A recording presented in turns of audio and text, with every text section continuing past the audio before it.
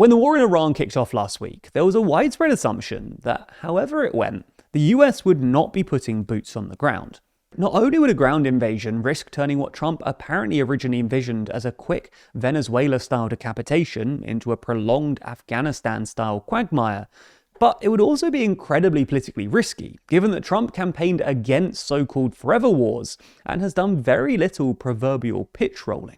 However, on Monday, Trump opened the door to the possibility, telling the New York Post that apparently unlike his predecessors, quote, "I don't have the yips with respect to boots on the ground." And his war secretary, Pete Hegseth, also refused to rule it out at a press conference at about the same time.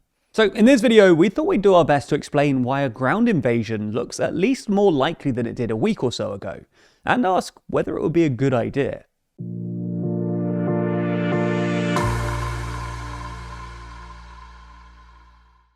If you've read George Orwell's 1984, you might remember the book's three powerful superstates, covering today's US, Russia, and China. In the latest issue of our magazine, we're considering how these Orwellian spheres of influence are taking shape, and whether we're entering a new age of empires. That's just one of the 72 pages in the magazine, because as always, there's more to Too Long Than You'd Expect. Purchase your copy by clicking the link in the description. So, without further ado, the basic reason that boots on the ground now looks more likely than it did a week ago is that, as we mentioned in our previous video, Trump's two preferred outcomes, the first being a Venezuela-style outcome, where Ayatollah Ali Khamenei is succeeded by a relatively pragmatic regime insider who's more keen on doing a deal, and the second being regime change via a popular protest, looked less likely than they did last week. On the question of a Venezuela-style outcome, the bookie's current favourite to succeed Khamenei is his son Mojtaba, who has a reputation for being both more hardline and, unfortunately for ordinary Iranians, less competent, and will presumably be unwilling to do any sort of deal with the people who just assassinated his father. Moreover, on Wednesday morning, Israel's Foreign Minister, Israel Katz, announced that any new leader of the Iranian regime would be, quote, an unequivocal target for elimination, no matter what his name is, which does seem to functionally preclude a Venezuela-style outcome. So, on the question of protests instead, while the regime is still incredibly unpopular, Khamenei's death seems to have mobilized the minority of Iranians that still support it. And at least judging by videos on social media, the pro-regime protests, or at least the anti-Israel/America protests, look a lot bigger than the anti-regime ones at the moment. While it's obviously very difficult to properly gauge sentiment inside Iran, there have been numerous reports that the severity of the ongoing bombing campaign, which has already included strikes on a primary school and a hospital, has stoked anti-American and anti-Israel sentiment, which might plausibly make ordinary Iranians less likely to heed Trump's calls for protests. Again, maybe it's too early to be pessimistic. Trump has advised that protesters wait until the war is over before trying their luck. And it's worth noting that if Mojtaba does indeed succeed his father, in the medium to long term, this will probably make the regime's demise more likely, given Mojtaba's apparent incompetence and the fact that things didn't end too brilliantly for Iran's last hereditary leader. Nonetheless, it's at least true that neither a more pliant successor nor a protest-induced regime change look likely in the short term. So given no clean outcome looks immediately forthcoming, in the past couple of days journalists have started asking the administration how long they expect the war to go on for. This was a question put to Hegseth on Monday, and this was his response. No, but we're not going to go into the exercise of what we will or will not do. I think it's one of those fallacies for a long time that this department or presidents or others should tell the American people, this, and our enemies, by the way, here's exactly what we'll do. Here's exactly how long we'll go. Here's exactly how far we'll go. Here's what we're willing to do and not do. It's foolishness. And so President Trump ensures that our enemies understand we'll go as far as we need to go to advance American interests. But we're not dumb about it. You don't have to roll 200,000 people in there and stay for 20 years.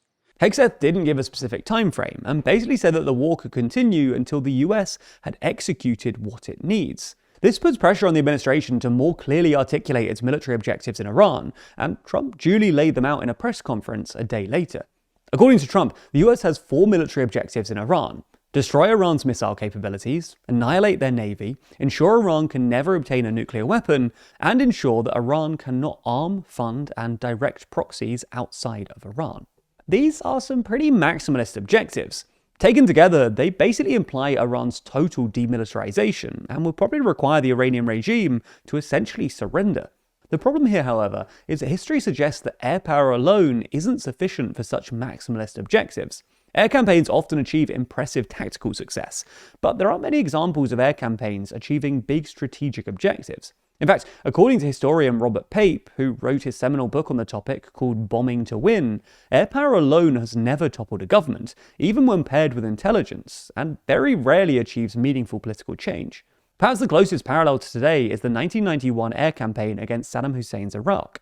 Much like today, at the time, George H.W. Bush was calling on the Iraqi people to rise up and encouraging Kurdish rebels in the north. But a brief uprising was brutally repressed, the Iraqi regime survived, and Saddam was only ousted when the US staged a ground invasion in 2001. The US and Israel already seem to have tacitly realised this, which is why they're apparently trying to convince Kurdish militias in Iraq to stage a ground invasion. And there was even a report in a Saudi news outlet earlier this week that Israeli special forces entered Iran on Monday night. But if neither Kurdish militias nor Israeli special forces prove sufficient, a US ground invasion will probably emerge as the only way for Trump to achieve his maximalist objectives. Now, to be clear, we're not saying that this is definitely going to happen, and the odds are still probably below 50%. It's still very possible that the regime crumbles, or is overthrown, or that Iran descends into a messy civil war. It's also worth noting that Iran is incredibly difficult to invade. After all, it's a massive country covered in mountains. It's also possible that the regime survives, but Trump just decides to withdraw anyway, and blame it on ordinary Iranians for not protesting hard enough.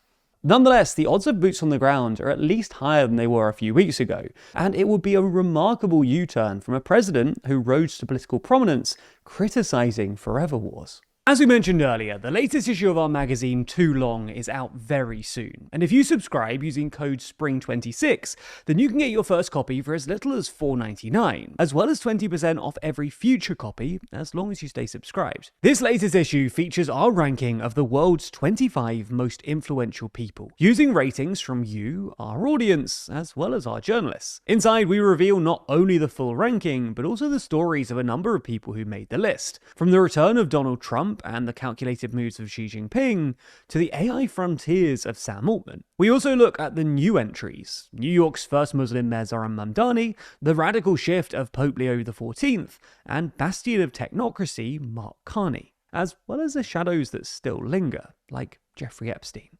Across 72 pages, this issue of Too Long features a whole lot more than just that though. We also have our whole cover story dedicated to how the UK became more divided than ever, and how a broken country can rebuild, as well as the fragmentation that's emerged within the EU, and how religion is being hijacked by politicians. Pre-order your copy at toolong.news, and remember to use code SPRING26 for our best ever price.